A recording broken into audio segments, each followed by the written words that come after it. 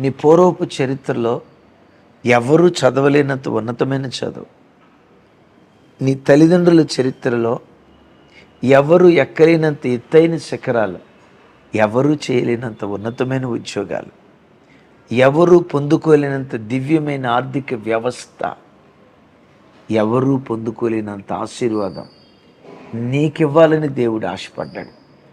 మీ నాన్నను ఆశీర్వదించినట్లుగా నిన్ను ఆశీర్వదించాలనుకోలా. నాన్నను ఆశీర్వదించిన దానికంటే, నీ తల్లిని ఆశీర్వదించినట్లుగానే నిన్ను ఆశీర్వదించాలనుకోలా. నీ తల్లిని ఆశీర్వదించిన దానికంటే మరెక్కువగా దేవుడు ఆశీర్వదించాలని కోరుకున్నాడు. అది భక్తిలోనైనా, చదువులోనైనా, వ్యాపారం, ఉద్యోగం, మేలైన ప్రతి స్థితిలో దేవుడు అలా మనల్ని ఎక్కించాలంటే మనం ఎలా ఉండాలో ఒక చిన్న మాట బైబిల్లో నుంచి మీకు గుర్తుకు తెస్తాను.